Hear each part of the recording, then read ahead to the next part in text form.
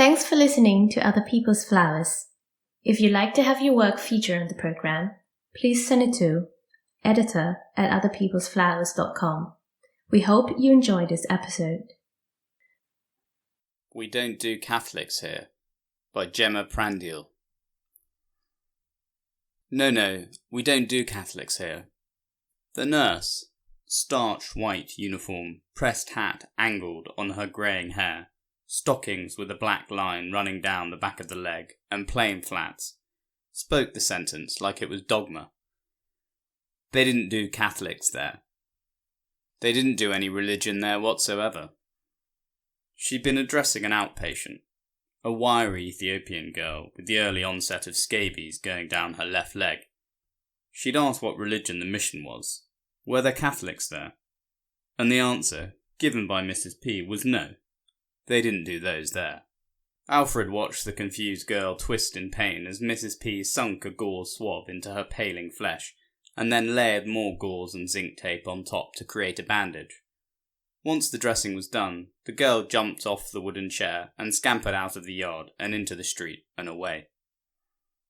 A boy took her place, red dust gathering at the bottom of his once black shoes. "Religion?" said the boy. This time Mrs. P just ignored him. No religion here. Should he say something? Alfred was, after all, a Catholic. But he wasn't here as one. He was here as a volunteer, just graduated from med school.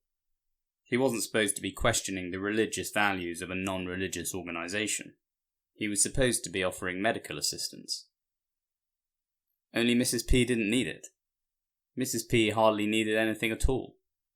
Mrs. P was at home in Africa and needed no help from anyone. The Humanist Society for Spreading the Good had been founded by Mrs. P in 2005. Dissatisfied with the lack of humanist voluntary organisations, she persuaded her husband, a mining executive, to give her the money to set the society up. And it was a society. None of this mission crap. She wasn't giving people help and food and shelter and then pressing some religious doctrine on them. HSSG was to be the charitable arm of the Fabian Society. If she could get the Fabians to sign up, it was to be the new charity, the new way of helping people in Africa, the new way of doing good, a spur in the side of the critics of atheism to show that even self-centred neoliberal non-believers could do charitable work in Africa. At first, it had just been a couple of whitewashers outhoused in rural Ethiopia, just outside the town of Awassa. Red dirt, pale blue skies, and days of heat and humidity. Nothing but a chain-link fence separated the society from the surrounding village. Then, slowly, with further persuasion of her husband, HSSG had morphed into a fully functioning aid centre. They had bags of rice and wheat to dispense. They had kitchens to make meals of for the starving. They had a ward to let the odd inpatient stay the night. They had a disabled children's section. They had a little house for the volunteers to stay in. They held open clinics every day. They had midwives. In short, they had it all. Although she'd never admit it, Mrs. P based the whole setup on the odious mission of charity she'd visited in Addis Ababa. Of course, unlike in Addis, where they let any volunteers dress wounds and fix cancer, she only allowed the qualified ones to work with her. HSSG was an organisation of high moral principle and character. And she wouldn't have it despoiled by unsanitary volunteers with no medical training. The usual wackos applied to volunteer. The middle-aged, recently divorced or never married losers who always wanted to volunteer in Africa. As if jumping ship in England and helping some black kids would make all the existential guilt go away. No, she wouldn't have them there either. They could stick to Catholicism and Unitarianism and whatever other religion they believed in. At HSSG, only the qualified need apply. Alfred sipped his bowl of soup. The murmuring buzz of voices had died down now that the daily clinic was over, and all the volunteers had gathered for lunch. Mrs. P resided at the head of the table as she did at all meals and watched over her staff with those stern green eyes. "Did you see the kid with the fake eyelashes?" said Rose, smiling at Alfred over the top of a steaming spoon of soup. "The little boy?" "Yeah." "Wearing the Man U shirt?" "That's the one. Yeah, I did. It was funny." "Yeah, it was." "Maybe his sisters did it. I mean, why would a boy be running around with 2-inch fake eyelashes on?" "I had a doll when I was younger." "You what?" "A doll and a pram and all the accoutrements." "What sort of accoutrements would a doll and a pram have?" "Well, you'd need a hairbrush to brush her hair. She was a girl, she was." "Mr. Levin," Mrs. P's schoolmistress voice came down the long table. "I may be far away from you, but that doesn't mean I can't hear your mindless chatter. Let's please not take the mickey out of our patients. They are people too." And that was that. "And Ms. Trass, we need to have a word after." She wanted to see what was on my necklace. Rose was letting out a steady stream of smoke from her nose. As Alfred watched, it only seemed to come from her left nostril. Was that a skill he hadn't learnt? Maybe they taught you that if you studied medicine at Edinburgh. He made an attempt himself and failed in a cloud of coughing and spluttering. "Are you okay?" "Yep, fine. Just went down the wrong way." "But you're not wearing a necklace." "Not anymore." She put her hand in the pocket of her dress and withdrew a small black string necklace. Tiny, barely visible, dangling at the end was a small wooden cross with some illegible letters carved into it. "No religion here, Ms. Trass. No God allowed. Nothing but womankind, mankind, and the poor." "Take it off, and don't let me see it again." "Ha. It's a little extreme, don't you think?" "Of course it is. All the patients believe in God. They do. I heard she's planning on introducing a new initiative which will teach the kids about humanism." "Humanism? Really? Why do these kids want to know about humanism? Why do any of these people want to know about humanism? She's insane. She's dangerous. She's taking away the one thing that keeps people going."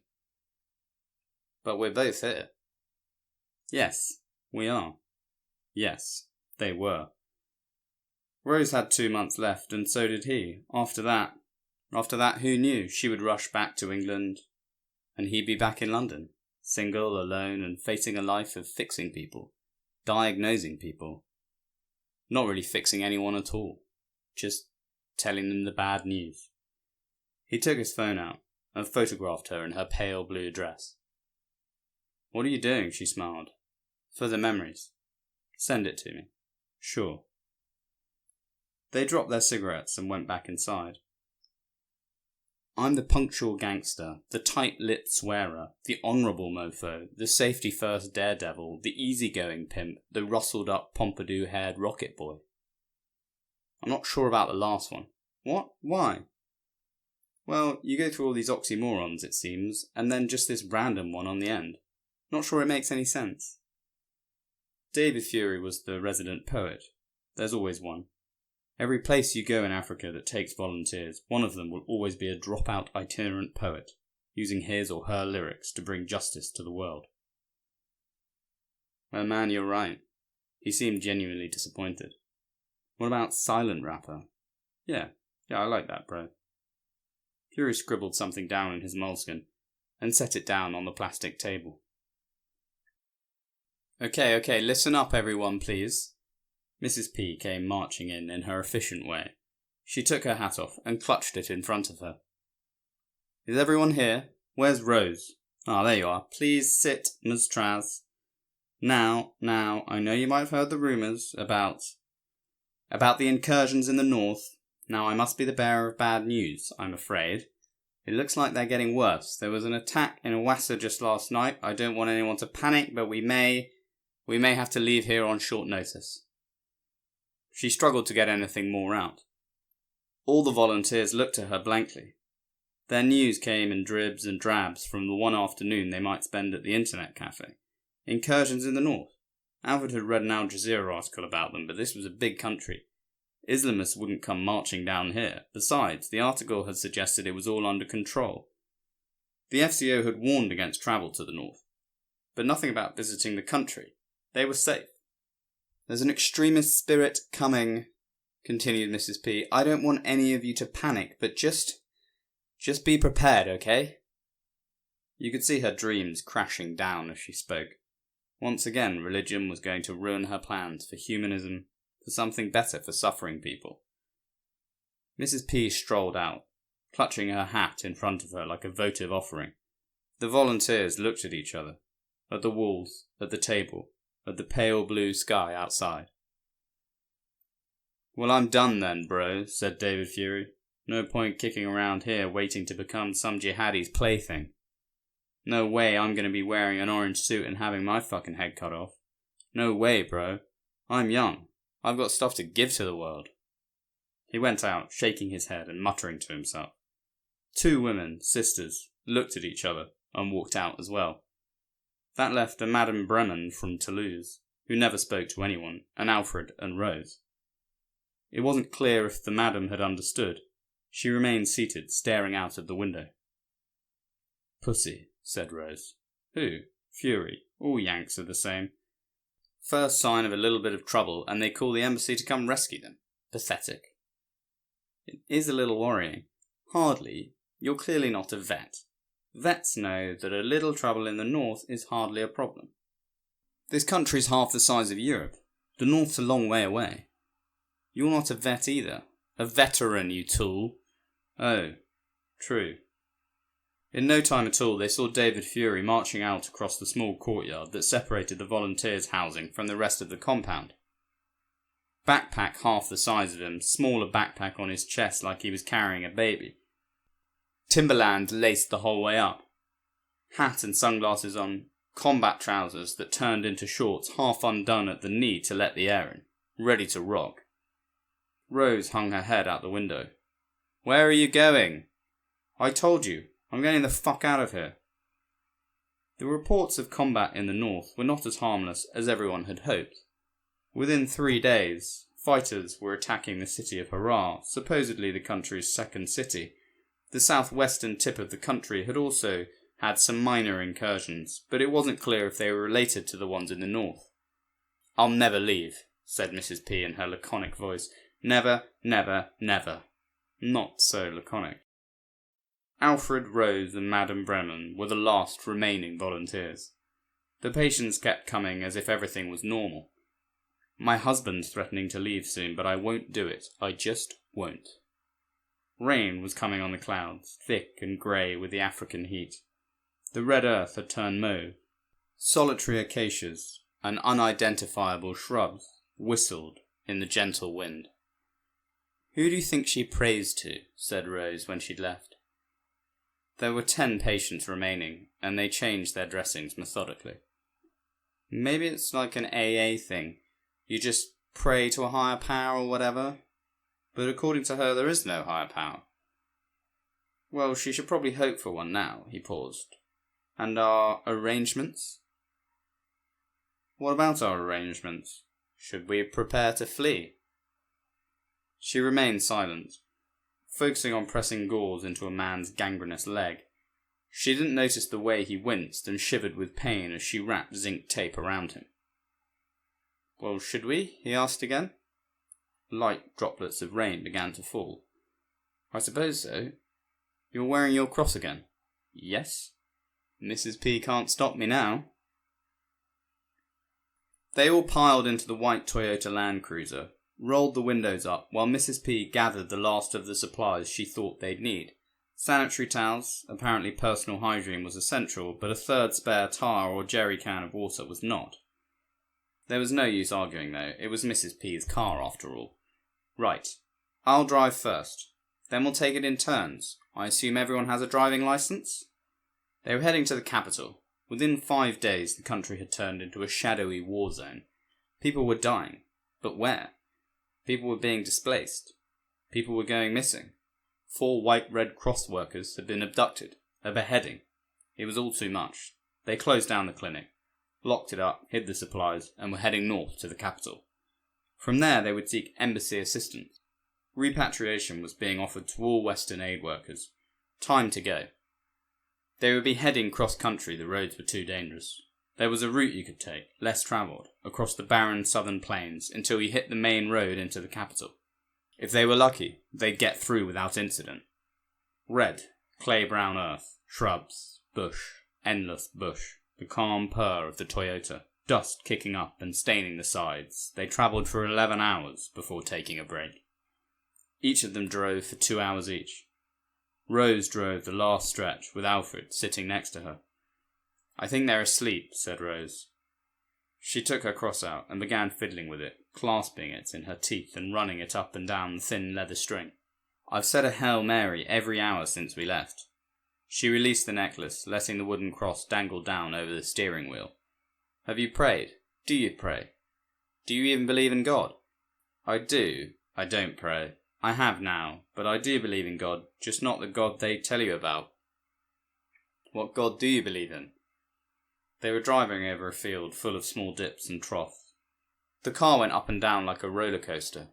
Rocks and pebbles pinged and ponged off the wheels as Rose accelerated away. "I believe God's everywhere, and in everything and everyone. I think when you do certain things, good things, you're doing the things God wants you to do, or you're channeling the God that's all around, and when you do bad things, you're turning away from the God that's all around." "What happens when we die?" "I don't know, isn't that the point? All that's certain is that the atoms we're made up of don't disappear when we die, so maybe we go into some kind of synthesis with the matter around us." He shook his head. The words sounded empty. "But no, I don't know. I like that theory." She reached over to the middle of the car and took a bottle of water from the cup holder next to the handbrake. Drops of water spilled down her chin as she tried to drink and drive. Was now the moment to say something? Were the other two asleep in the back of the car? Tell Rose that whatever happened, if they died by the side of the road, if they broke down and starved to death, if they made it back to England and never saw each other again, that he thought he loved her, that there was something there. Was it right now, or was it never? He turned to stare out of the window. "We'll have to take turns keeping watch. I don't like the idea of stopping, but if Madame Bremen can't drive, I think it's too dangerous to have the rest of us driving tired. Take a break, as the old sign says." Mrs. P was standing in front of a bright red sky, the sun dipping behind some low-slung hills, brown dry grass turning ashen in the fading light. "But she can drive," said Rose. "She just doesn't have a driving licence." "Exactly. What if we get stopped by the police?" Some cattle herders were nearby, moving their cattle off towards the sunset, presumably to shelter and safety. They watched the panicked white people with a steely indifference, as if to say, "Yes, you can go home, but what about us? What will happen to us?" Mrs. P turned away from the car. "I'll take first watch." "Okay. Leave a door open so I can get in and drive off if needs be." It hardly seemed likely that Mrs. P would save them all in the event of a truck full of insurgents coming cruising over the dusty terrain and spraying them with machine gun fire. But hey, you gotta give them something to keep them calm, and Mrs. P needed more than anything to feel like she had everything under control. He sidled into the back of the Toyota next to Rose. Madame Bremen was in the front and was staring at the beautiful scenery with narrow eyes. He put his head back and tried to sleep. An hour, maybe two, he woke with Rose's head on his shoulder. She'd moved towards the car and was curled into a fetal position, one arm behind her back, and her head lolling on his shoulder. He put an arm around her. "We need to go." Mrs. P came rushing into the car and slammed the door. Everyone was awake. "What is it?" said Alfred. Rose pulled herself off his shoulder and moved back across the car. "That car over there," said Mrs. P, pointing at a pickup truck in the distance. "They've been there for 10 minutes and haven't moved. We need to go." "You want me to drive?" said Rose. "No, I can drive. I can do it. Please." She turned the car on, and they were off, speeding across the semi-flat emptiness, lights bobbing up and down as they went. "You need to slow down," said Alfred. "You can't see far enough in the darkness." As the lights dipped and bucked, insects were illuminated briefly as they headed to their death on the front of the speeding car. The lights only went a maximum of 20 metres ahead of them. If an obstacle emerged now, they'd all be walking the rest of the way. Absolutely not. What did I tell you? Moving slowly, keeping its distance, the truck was behind them now, lights roving up and down like theirs. Alfred tried to figure out figures in the back, but couldn't. "Oh God," said Rose, taking Alfred's hand. "Oh God." "Don't bring God into it," said Mrs. P. "This is just us now. Us and them. Humanity and humanity. God is nowhere to be seen now." Rose looked at Alfred, and he shook his head. No point in arguing with her now. But it was too late. Rose was already committed. "You know, you should just let us have our beliefs. Even if you don't believe. Most people in Africa believe. What would they have if they didn't have faith in God? God's not getting us out of this mess." "Hail Mary, full of grace." "What are you doing?" said Mrs. P. "The Lord is with thee. Blessed art thou among women, and blessed—" "Stop! Stop it! I won't stand for it. Stop!" Madame Bremen began. "Notre Père, qui est aux cieux." "Absolutely not. I'll stop the car. I'm telling you. I'll stop the car, and then what God will help us. Et ne nous soumets pas. Hail Mary, full of— Altogether now, thought Alfred, and glanced back at the truck, which had made up ground on them. Right, enough. Enough. The car jolted. It veered left and right, moving like an out-of-control boat on water, slipping and sliding across the grass and over the hillocks like they were waves. Mrs. P braked. The Toyota jarred, its axles squeaking as it came to stop. "What? Why did you stop?" said Alfred. "They're right there. Just ignore the praying. Come on." Mrs. P put her head in between her hands on the steering wheel. "We've got a flat tyre." She paused. Rose and Madame Bremen stopped their recitations. "See where all your praying's got us?" She began to cry, muffled by the steering wheel and her hands. The lights of the truck dipped one final time before it pulled to a stop behind them. Its full beams went on, and the untimely melody of 4 doors being opened and closed broke the black silence. A torch was shined into the car. Mrs. P didn't look up.